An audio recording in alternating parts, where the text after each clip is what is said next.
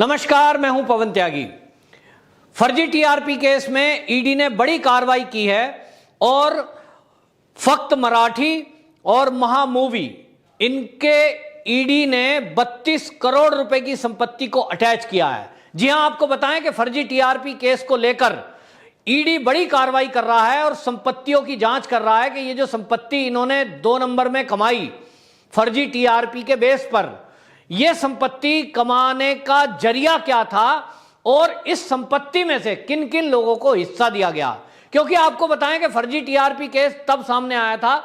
मुंबई में police commissioner Paramvir Singh एक press conference करते हैं और प्रेस कॉन्फ्रेंस करके बाकायदा उन्होंने सीधे सीधे आरोप लगाया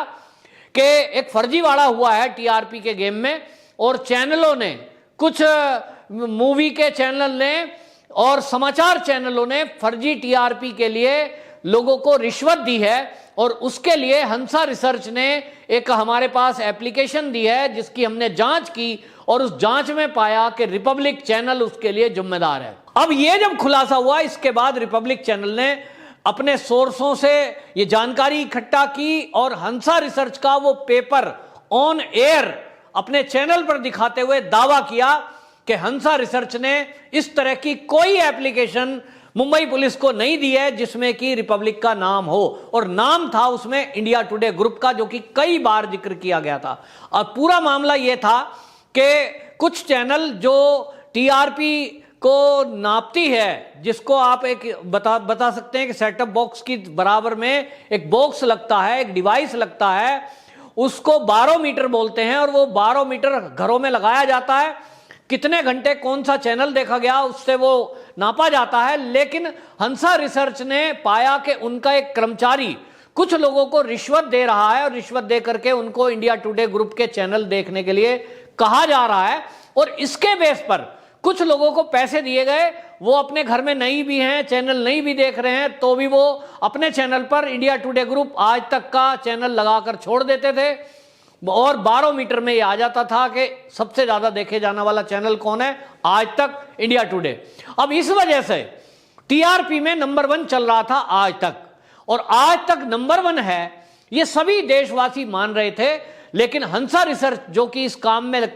अपने डिवाइस लगाती है, बारोमीटर लगाती है, जब उसको ये पता लगा तो उसने अपने कर्मचारी के विरुद्ध शिकायत की मुंबई पुलिस में, और इसी शिकायत का फायदा उठाकर जो मुंबई पुलिस कमिश्नर थे उस समय के परमवीर सिंह, उन्होंने बाकायदा ये जो प्रेस कॉन्फ्रेंस की, इसके बाद जो और चैनल थे जिसमें 1-2 चैनल केवल छोड़ दें तो बाकी सारे चैनल, बड़े बड़े जितने भी चैनल हैं, वो सब रिपब्लिक का मजाक उड़ा रहे थे, उसकी हंसी उड़ाते हुए कह रहे थे देखो फर्जी टीआरपी में रिपब्लिक का खुलासा हो गया। क्योंकि उन दिनों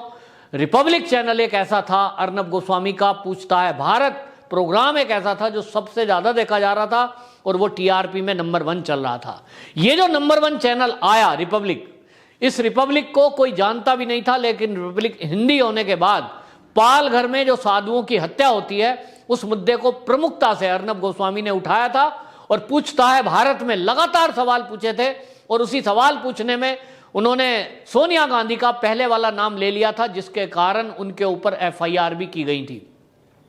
इस मामले के बाद सुशांत सिंह राजपूत का मुद्दा होता है और सब लोग कह रहे थे कि सुशांत सिंह राजपूत ने आत्महत्या नहीं की, वो आत्महत्या नहीं कर सकता। मुंबई पुलिस भी इसी थ्योरी पर काम कर रही थी कि वो आत्महत्या है और केस क्लोज। लेकिन रिपब्लिक चैनल दिन पे दिन खुलासे कर रहा था, सबूत सामने ला रहा था, और वो महाराष्ट्र की सरकार से सवाल पूछ रहा था कि जब इसमें शक जाहिर हो रहा है तो जांच ठीक क्यों नहीं। और इसलिए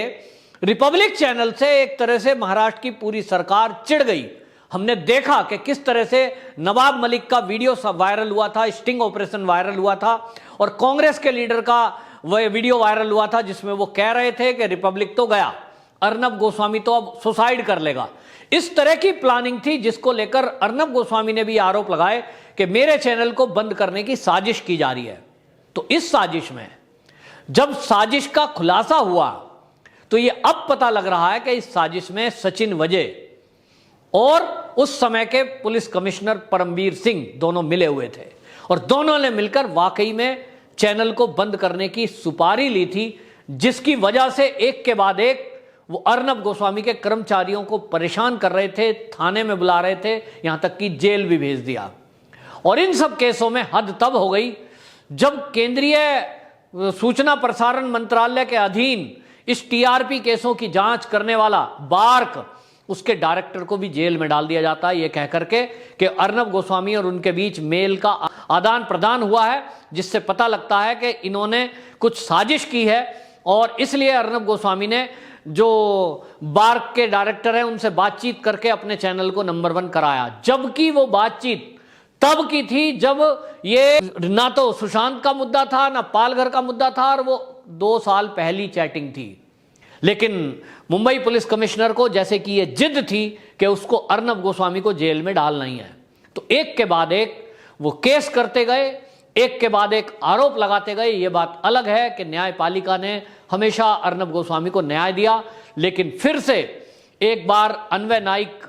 और उसकी मां की आत्महत्या को लेकर फिर से एफआईआर की जाती है और जेल में डाल दिया गया। कुल मिलाकर जो पूरी एपिसोड है वो दिख रहा है कि जिस तरह से इस समय मुकेश अंबानी के नाम पर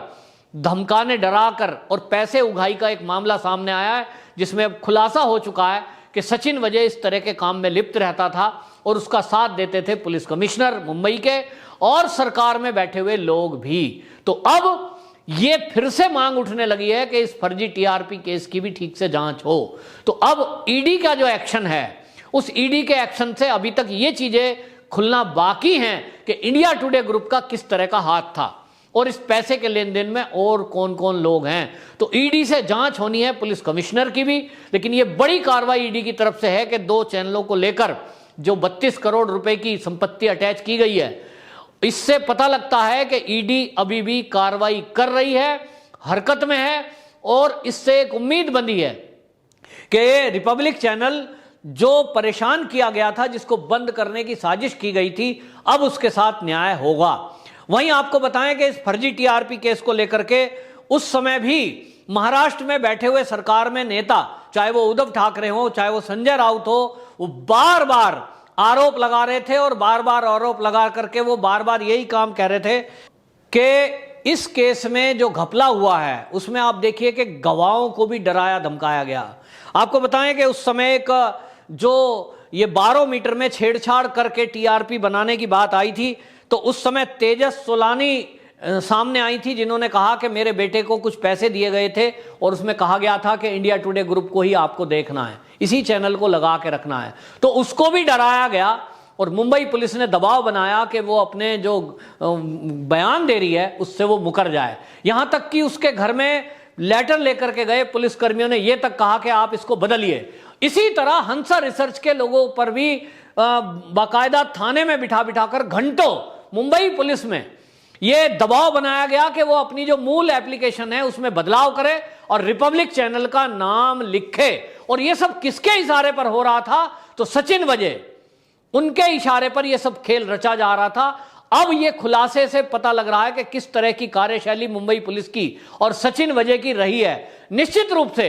यह अब बहुत ही गंभीर मामला है। और जब अब यह खुलासा हो चुका है कि मिली भगत से किस तरह से मुंबई की पुलिस आम लोगों को परेशान कर रही थी और किस तरह से इंडिया टुडे ग्रुप का बचाव कर रही थी, किस तरह से ये बाकी चैनलों का नाम ना लेकर केवल रिपब्लिक को बंद करने का पूरा बीड़ा उठाकर जैसे सुपारी ली हो, इस तरह का काम कर रही थी। तो अब यह भी जरूरी है कि इस केस की भी जांच होनी चाहिए और अब इसकी जांच ईडी और उसके अलावा सीबीआई भी करे तो यह पता चलेगा कि इसके पीछे कौन लोग हैं। क्योंकि इंडिया टुडे ग्रुप अपने आप में एक बहुत बड़ा नाम है और उस रुतबे का, नाम का वो फायदा उठाकर अभी तक भी वो बचा हुआ है। उसके खिलाफ मुंबई पुलिस ने आज तक कोई कार्रवाई नहीं करी, जबकि हंसा रिसर्च की एप्लीकेशन में उसका नाम था। तो सवाल ये उठता है कि इंडिया टुडे ग्रुप जिसने गड़बड़ करी, जिसने 12 मीटर में छेड़छाड़ करी, जिसने रिश्वत देकर पिछले कई सालों से नंबर 1 बना रहा, उसके खिलाफ मुंबई की पुलिस कब कार्रवाई करेगी? क्या इस समय जब पुलिस कमिश्नर मुंबई के हटा दिए गए हैं और नया पुलिस कमिश्नर आ गए हैं, अब जबकि उनकी छवि खराब हो चुकी है, तो क्या मुंबई की पुलिस अपनी छवि सुधारने को लेकर, जिस तरह से नए कमिश्नर ने कहा भी है कि पुराने टाइम में जो काम हुए हैं वो अब नहीं होंगे और हम अपने काम को ठीक से करेंगे। तो क्या नए पुलिस कमिश्नर जो मुंबई के हैं वो फर्जी टीआरपी केस में संज्ञान लेंगे? क्या वो जो हंसा रिसर्च की एप्लीकेशन है उस पर कार्रवाई करते हुए इंडिया टुडे ग्रुप के खिलाफ कुछ कार्रवाई करेंगे? क्या इसमें कौन कौन लोग इन्वॉल्व थे, किन्होंने रिश्वत ली और किन्होंने छेड़छाड़ की, इस केस में रिपब्लिक चैनल को बंद करने की सुपारी के पीछे कौन लोग थे, इसका खुलासा कर कर क्या देशवासियों को बताएगी? और यदि मुंबई के पुलिस कमिश्नर ने, जो वर्तमान में नए पुलिस कमिश्नर हैं, जिनको उद्धव सरकार ने इसलिए बिठाया है कि वो कहते हैं कि ये काम अच्छे से करेंगे, तो अब देखना यह है कि क्या ये काम ईमानदारी से करेंगे। इसकी संभावना बहुत कम है, क्योंकि ऐसा माना जा रहा था उस समय भी कि परमवीर सिंह के ऊपर उद्धव ठाकरे का हाथ था और उद्धव ठाकरे के हाथ के कारण ही खुली छुट्टी दी गई थी रिपब्लिक चैनल को बंद करने के लिए, क्योंकि रिपब्लिक चैनल वो चैनल था जो बार बार आवाज उठा रहा था, शिवसेना के नेताओं का नाम ले रहा था और दिशा सालियान की मौत में बार बार अपने प्रोग्राम में अर्नब गोस्वामी एक नाम लेते थे और वो कहते थे कोई बेबी पेंगुइन है, कोई शिवसेना का बड़ा लीडर है जो इसमें आएगा। और इस नाम लेने से पूरी फजीयत शिवसेना की हो रही थी और इसीलिए शायद चिढ़कर शिवसेना ने यह सुपारी वो उस समय के पुलिस कमिश्नर परमवीर को दी कि तुमको ये बोलती बंद कर देनी है अर्नब गोस्वामी की और चैनल को बंद करना है। तो जब पुलिस कमिश्नर के ऊपर अगर मुख्यमंत्री का हाथ है और मुख्यमंत्री ही चाहते हैं कि अर्नब गोस्वामी का चैनल बंद हो और ये जेल में जाएं, तो न्याय कौन करेगा? और इसलिए न्याय की कोई उम्मीद अभी तक भी नहीं है। नया कमिश्नर भी जो बैठा है, बेशक वो कमिश्नर है लेकिन वो मुख्यमंत्री से ऊपर नहीं है। और इसलिए मैं समझता हूं, जहां तक मेरी अपनी सोच कहती है, कि अर्नब गोस्वामी को अभी न्याय मिलने की कोई उम्मीद नहीं है जब तक कि ये महाविकास आघाड़ी की सरकार महाराष्ट्र के अंदर है। ये सरकार गिरे, यहां राष्ट्रपति शासन लगे और राष्ट्रपति शासन लगाने के लिए पर्याप्त इस समय सबूत मौजूद हैं, क्योंकि इन्होंने जितना फर्जीवाड़ा किया है, जिस तरह से आम लोगों को परेशान किया है, जिस तरह से आम साधारण लोगों की हत्याएं की गई हैं और पुलिस उसमें इन्वॉल्व है, जिस तरह से एक चैनल के खिलाफ पूरी साजिश रची गई है, ये पर्याप्त सबूत हैं कि सरकार और पुलिस मिली हुई है बदमाशों से और कोई न्याय व्यवस्था नहीं है, कोई कानून व्यवस्था नहीं है। और इसलिए राष्ट्रपति शासन ही एक पूरा ये जरूरी है महाराष्ट्र में लगना और यही एक रास्ता बचा है कि लोगों के साथ न्याय हो। जब तक महाराष्ट्र में राष्ट्रपति शासन नहीं लगेगा, आम लोग जो अभी तक प्रताड़ित किए गए हैं उनके साथ पुलिस न्याय नहीं कर सकती, उनको न्याय मिल नहीं सकता। और अभी तो एक भी नाम ऐसा नहीं आया है जो प्रताड़ित किए गए हों और वो सामने आए हों। अभी केवल अर्नब गोस्वामी को हम जानते हैं जिन्होंने प्रमुखता से इस आवाज को उठाया, लेकिन कितने लोग ऐसे महाराष्ट्र में होंगे जिनसे इस सरकार के रहते पुलिस वालों ने उगाही की होगी, या बदमाशों ने डरा धमकाकर वसूली की होगी, या ड्रग के पैडलरों ने उनको डरा धमकाकर अपने धंधे को चलाया होगा। अभी बहुत सारे रहस्य दबे हुए हैं। इस 1.5-2 साल के अंतराल में ये महाविकास आघाड़ी की सरकार में ये जो लूट मची है और ये जो सब घपले घोटाले हुए हैं, जमीनों के घोटाले हुए हैं, जमीनों पे कब्जे हुए हैं, संपत्ति अर्जित की गई है करोड़ों अरबों रुपए की, ये कहां से आ रहा है? जरूर लोगों का शोषण हुआ है और ये शोषण का खुलासा महाराष्ट्र में ये हो नहीं सकता जब तक महाविकास आघाड़ी की सरकार महाराष्ट्र के अंदर है। और इसलिए ये फर्जी टीआरपी केस भी अभी दफन रहेगा, चाहे कितना भी अर्नब गोस्वामी चिल्ला ले या देश की जनता चिल्ला ले। लेकिन लगता है कि महाविकास आघाड़ी के जो नेता हैं वो कान में तेल डालकर आराम से बैठे हैं, उनको कोई फर्क नहीं पड़ता कि उनकी कितनी बदनामी होती है, वरना वो अभी तक फर्जी टीआरपी केस का खुलासा कर चुके होते। लेकिन उनको हाई कोर्ट से फटकार लगी है कि 3 महीने हो गए आप कोई सबूत पेश नहीं कर पाए। इसका मतलब आपने परेशान करने के लिए ये साजिश रची थी। ऐसा हाई कोर्ट ने तो नहीं कहा, लेकिन हाई कोर्ट ने कम से कम 3 महीने के बाद भी कोई कार्रवाई ना होने पर फटकार लगाई है। इतना काफी है महाराष्ट्र सरकार के लिए और उनकी कार्यशैली के लिए। उनको अगर अपनी छवि सुधारनी है तो फर्जी टीआरपी केस का खुलासा करना पड़ेगा और किसी का फेवर ना लेते हुए एक सच्चा और ईमानदार देशभक्त पत्रकार अर्नब गोस्वामी है, उससे माफी मांगनी पड़ेगी, तब जाकर इस महाराष्ट्र की सरकार के दाग धुल सकते हैं। वंदे मातरम।